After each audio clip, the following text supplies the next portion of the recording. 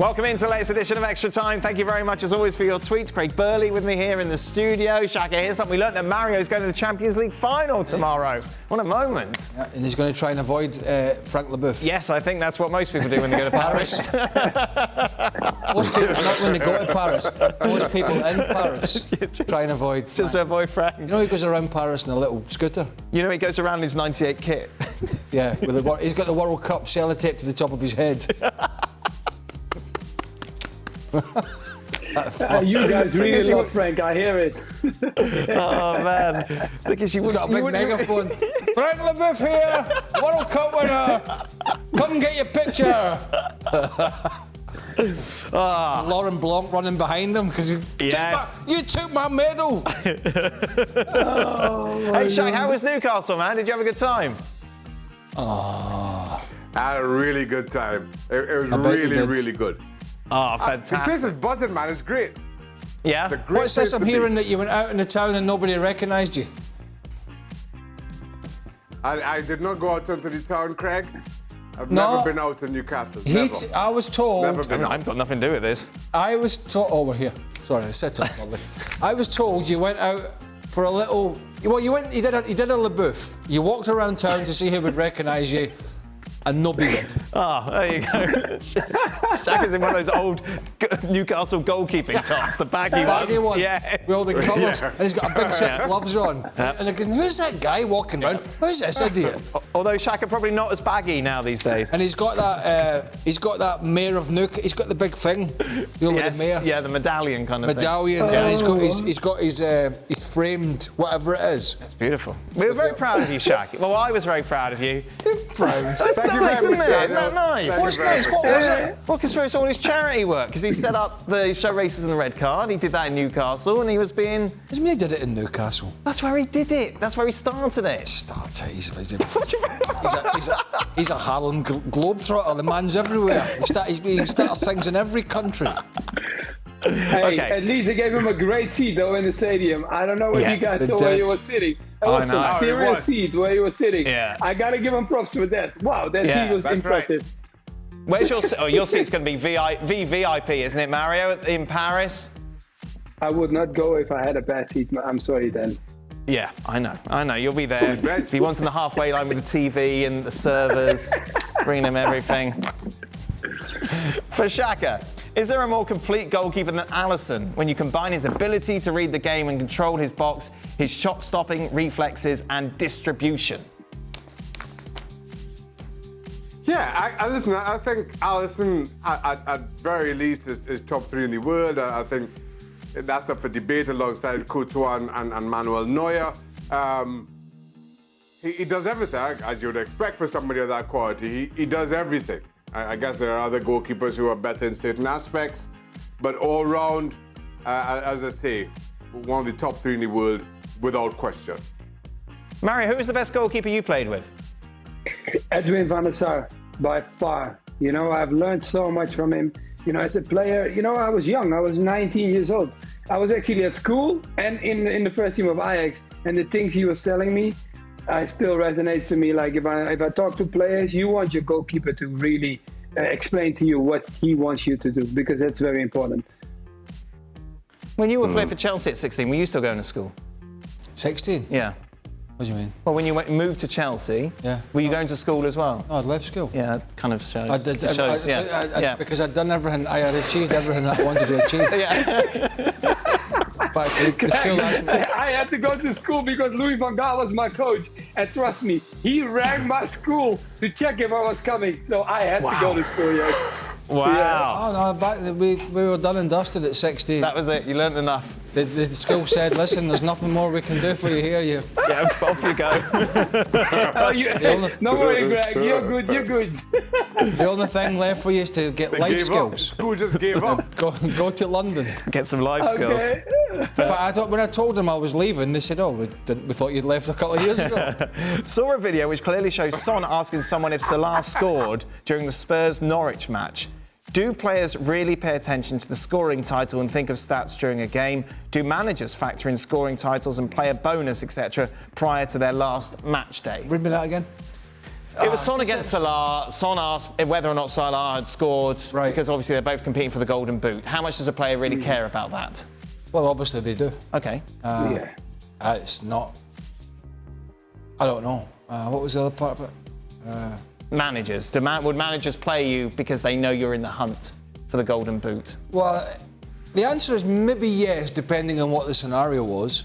For example, if there was an Aston Villa scenario at the weekend, just to take them because that was one of the big games, they're only playing for a league position, which is worth a few £1 million in the whole scheme of things in the Premier League pot. But then, you know, a scenario where a manager might play if that was the case.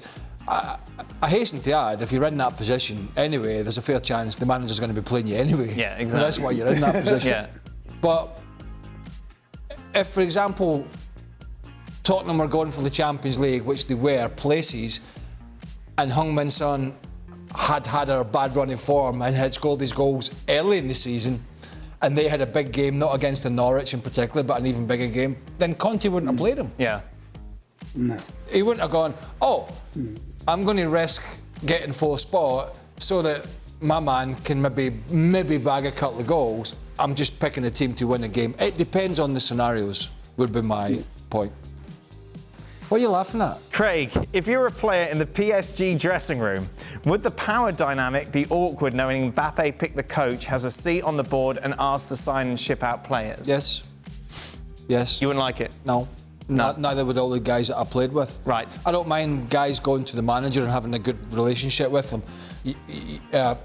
Janssen and Larsson from Feyenoord, their days at Feyenoord, great relationship.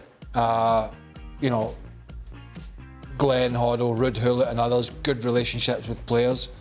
Not a problem with that, but I have a problem with if you're having a bad time as a player and you know potentially a teammate is maybe talking about you getting taken out the team because he has a power with a manager, that's going to fester into a bigger problem in the dressing room. Right.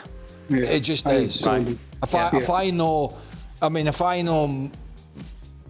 I'm playing with Mario and he has got so much power at a club that he could go to the manager and say, listen, Burley's not playing well, you know, you're going to find out about that. Okay. And then that relationship's going to be... Right. You cannot have a player having way too much power over the other players. And I don't know if the lads think differently. That's the way I think about it. Should we ask them? No, let's not. Mario, what do you think? No, I agree, you know, because I look at a player like Greg said, you know, if we play together and he's got more power in the team than anybody else has. I mean, I'm not talking about his ability. I'm not talking about how great he is as a player. I'm talking about just him making the decisions. I would not like that. I would not be happy with that. And also when it comes to like, I had it maybe like, you know, when it's a crucial game, and I had maybe one time when I was at Wigan, we were fighting for relegation, and I could see one of my players being really tired, but I think he was worried to tell the coach. Then I would only tell, at that time I told the coach, I said, hey, have a look at him because he looks tired and we have to win the game. That's the only thing I did, but I'm not going to tell him, take him out. No, that's not my job. I don't even want that job. It sounded like you wanted him off the pitch, Mario. No, I wanted him to be aware of him, because if he makes us relegate just because he is tired, and my job was keeping the Wigan side in the Premier League, that's why I became the captain of that team, then I'm going to do whatever it takes. But I'm not going to say to the coach, yeah, do this or do that. No, and my coach was Steve Bruce, and I think you know his character. He's not going to listen to what I got to say at that point. Who does listen to what you have to say, Mario? Everybody, my friend. You wait when you say, are there any tickets maybe that are going? Dear. Shaka, why are the large majority of ex-professional players who have now become managers played as midfielders during their career? And where are the ex-goalkeepers in the managerial space? What have we got, Shaq? Lopetegui? I don't know. That's about it, isn't it? We had Dino Zoff and Walter Zenga back in the days, but I can't think of goalkeepers who become goalkeepers become managers. And why is that, Shaq? I don't know. Bias. Everybody's against goalkeepers. Ways. Everybody's anti-goalkeeper. That's what it is. Because every goalkeeper I played with was a big, stupid goalie. Well, Shaka's not a big, stupid goalie. He's the mayor of Newcastle. Look at him. Look at him. Look at that face. Look at that face. You're telling me that's not daft? Trust me, every one of them. They've got a screw loose. Right. He's a screw loose as well. He just doesn't show it. They've got a screw loose. They do things that. Well, honestly, you have to have a little bit of that as a goalkeeper because you see them coming out sometimes and they're like, you just put their head in there and they can't be coaches. Most of the midfielders, is that fair? Strikers, I don't know. We need to do it. We can do a graphic, I suppose. That's tomorrow's show. Do a graphic. It's interesting you mentioned Steve Bruce, Mario. He's been getting obviously a bit of stick over the time regarding his time at Newcastle, and then obviously Eddie Howe coming in. I just wonder, how does that frustrate you knowing him as a manager? No, it's just like, when I had Steve as a manager, the only thing I sometimes had with Steve was that he had to adapt to the time where we were. And sometimes he was too traditional. And I think that could be maybe only the key thing. Away from that, he loves the game, works hard on the game. He clearly, when he came at Wigan, we were in trouble. He made everybody fit, and that made us stay in the league. I think that I will always remember. But on the other side, I'm not that close to understand what really is going on. But history will always talk at fans. They don't like it when you come from one angle to go to another one, and that's just a sad part of it. It's not been going great from the last few years. He had a period in management where he was doing really well. But the one thing I'd say about Steve Bruce, and whether people care about it or not, it's not a coaching thing. He's one of the real good guys in the game. Trust me. He's a players manager. He's one of the real good guys. A lot of charlatans out there. Some of them have success, some of them don't. They would stab you in the back as soon as they look at you. The game's full of them. He is, whether you think he's a good coach or not, he's one of the proper old school football men in the game. I've got a lot of time for people like that because I know a lot of them who are not. And you don't have a lot of time for many people. I do have lots of time for lots of people. Yeah, right. Apart from those that go to freebies to Champions League finals. to be the mayor of... Sometimes, listen, my friend, sometimes you get an invite. And we all love football, but the finals, how can we say no to a final? Come on, my friend, come on now. I'm not criticising you at all, Mario. Shaka, what was the cleverest negotiation tactic that you or a teammate ever pulled off to enhance the financial terms of your playing contract? Wow. I don't know. No. Well, first of all, you don't know what your teammates are doing. Nobody discusses money in that way of round negotiation. Cleverest tactic that I don't think I was in a position to try any clever tactics. You had Bale's Gareth Bale's there. agent, and you was it Jonathan Barnett? Is that who it was, Shaq? So he just did everything for you. Correct. Yeah. There you go. We know what he's done with Bale. Just say you're not going. Yeah. That was it. I'm not going to mention clubs, but I used that tactic when I was leaving one club to go to another, and I was actually getting paid to leave the club. Not paid to leave as in we're paying you to leave, but by me saying, well, I'm not doing the deal unless I get a remuneration. And that went on for quite some time, much to the enjoyment of my teammates. I bet. You still here? To not the enjoyment of the manager and the director at the time, who every morning I used to go by the manager's office and the general manager's office and go, morning! Still here! Still here! Still here! And then I walked in the dressing room. And all the lads went, are you still here? And I'm shouting out the door, yeah, I'm still here! But that lasted for about a month. And then, guess what? They found the money. The negotiation worked. There you go. And I was off. Yeah. What about you, Mario? No, I totally agree. Sometimes you have moments in your career that you have to play. Like I was like, now we're going back to my age. I was a young boy, 19 years old, and Ajax called me upstairs to sit with 5 top directors that did negotiation for fun. And I sit there on my own, and I didn't have my agent with me, so I had to talk to them. So I'm talking to them, and I'm saying like they really almost like, I have to say, if I think back about that time, it was almost like trying to bully me. And saying like, oh, do you want to stay or do you don't want to stay? And I was like, No, I want to stay here. I want to stay here, but I just want to take my time.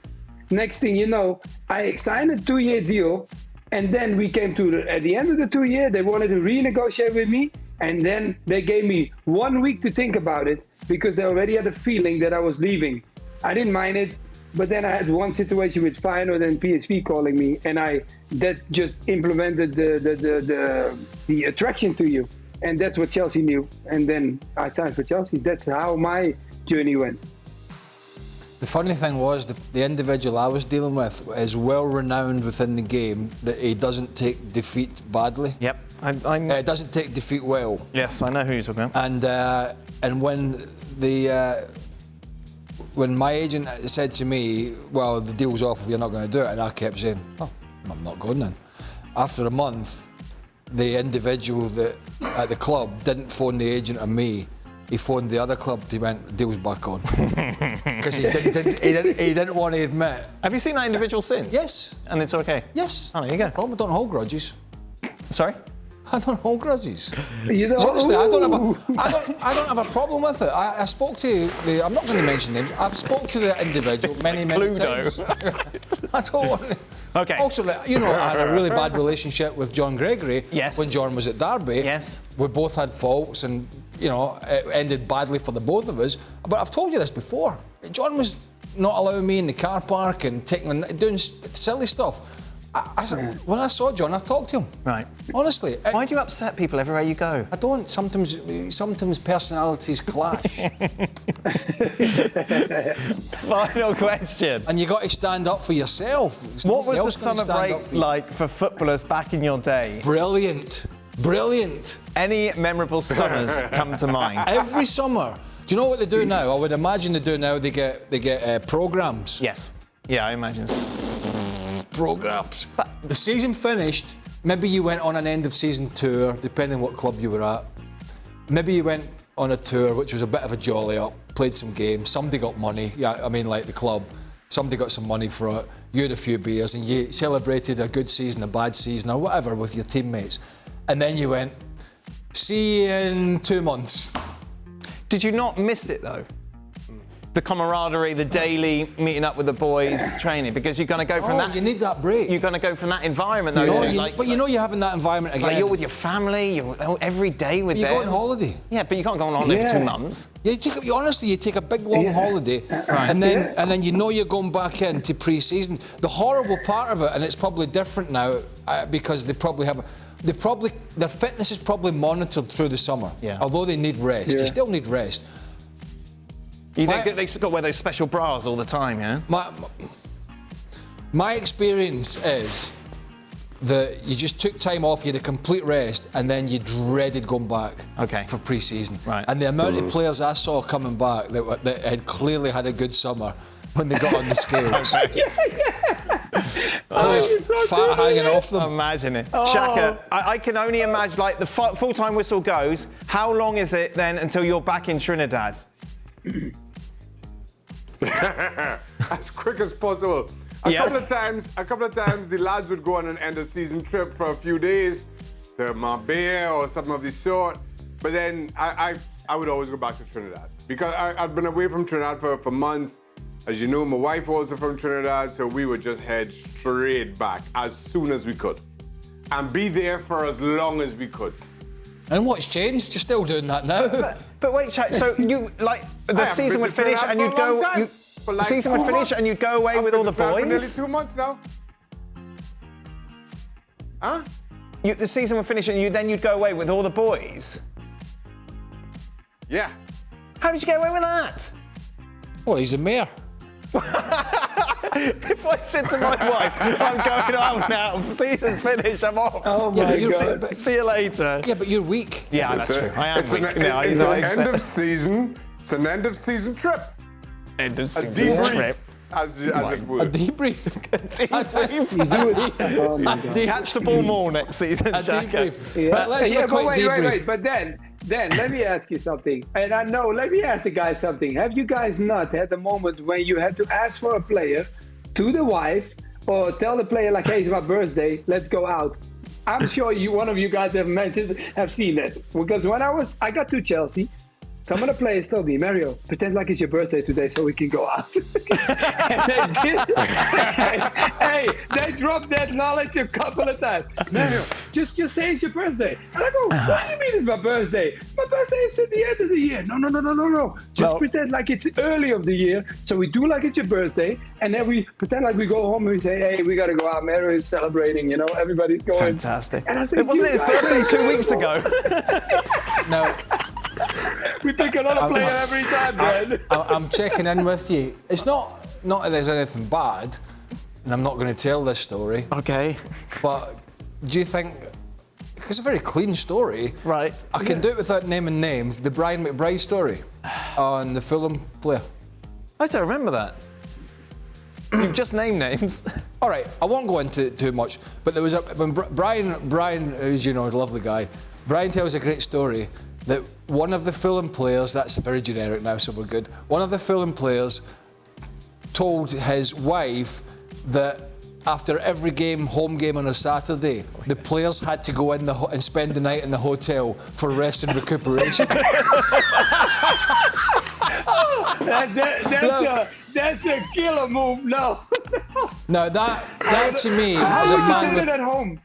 That to me, with a man who has quite a bit of experience in this sort of scenario, that has got no longevity of lasting. But if you think you can get away with that, Yes. that's why it's better to have this straight up approach. I'm going out. Right, that was it. Yeah. Don't be weak. Don't be weak. Yeah. When Brian told me that, I was like, that's brilliantly flawed. Oh my God, imagine. Because it takes one. families talk at games. Yeah. Oh, Yes, it's really exactly. frustrating. It's really frustrating the boys have to go in the hotel every Saturday night. What hotel? Someone's in trouble. Someone's in big trouble. Someone's in big trouble here. That is it. Happy birthday, Mario. Enjoy your trip to the Champions League. Yeah. Okay, I invite you there. Hey, he's not going to the Champions League. Denise, it's Mario's birthday. It's all right. I'm out. I'll send you a picture, Craig. Don't worry. You will get the picture. I will Yes, make I sure wanna you guys see- get it. I want to see it. We will be back tomorrow for a lot more. Are you here tomorrow? I'm having a rest day. Good. Well, thank you very much for watching ESPN on YouTube. For more sports highlights and analysis, be sure to download the ESPN app. And for live streaming, premium content, and let's not forget as well, ESPN FC 7 days a week. Subscribe to ESPN Plus.